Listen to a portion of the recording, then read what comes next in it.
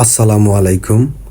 আজ আমরা ঘুরে দেখব সুনামগঞ্জের ইতিহাস ও ঐতিহ্যের এক অনন্য নিদর্শন, গৌরারং জমিদার বাড়ি। সুনামগঞ্জ সদর উপজেলার গৌরারং গ্রামে অবস্থিত এই ঐতিহাসিক জমিদার বাড়িটি প্রায় 200 বছরেরও পুরনো। এক সময় প্রায় 30 একর জমির উপর বিস্তৃত এই প্রাসাদ ছিল এলাকার জমিদারদের ক্ষমতা, ঐশ্বর্য ও সংস্কৃতির প্রতীক।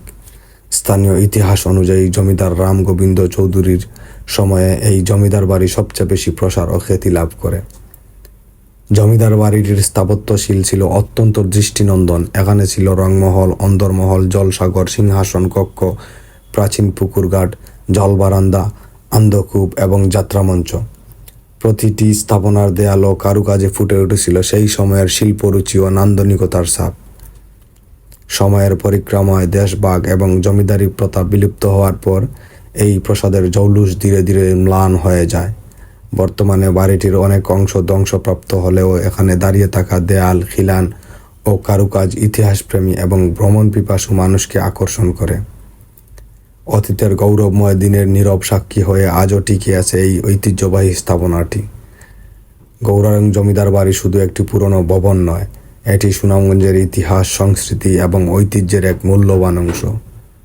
যারা ইতিহাস ও প্রাচীন স্থাপত্য ভালোবাসেন তাদের জন্য এটি হতে পারে একটি অসাধারণ ভ্রমণ গন্তব্য। আপনারা কিভাবে যাবেন? সুনামগঞ্জ শহর থেকে সিএনজি, অটোরিকশা, মোটরসাইকেল কিংবা রিকশায় সহজেই গৌরারং মন্দিরের এলাকায় পৌঁছানো যায়। সেখান থেকে অল্প কিছুটা হাঁটলেই চোখে পড়বে শত বছরের ইতিহাস বুকে ধারণ করে দাঁড়িয়ে থাকা গৌরারং জমিদার বাড়ি। ইতিহাসকে কাছ থেকে অনুভব করতে চাইলে একবার হলেও ঘুরে আসুন গৌরারং জমিদার বাড়ি। হয়তো ভাঙা দেয়ালের মাঝেও খুঁজে পাবেন অতীতের এক গৌরবময় অধ্যায়ের গল্প। ধন্যবাদ। এতটুকুই। ভিডিওটি ভালো লাগলে লাইক, কমেন্ট ও শেয়ার করতে ভুলবেন না। আবার দেখা হবে নতুন কোনো ইতিহাস ও ভ্রমণ কাহিনী নিয়ে। ততক্ষণ আপনারা সবাই ভালো থাকবেন, সুস্থ থাকবেন, নিজের প্রতি খেয়াল রাখবেন।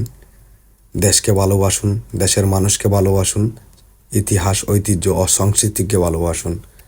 আল্লাহ হাফেজ।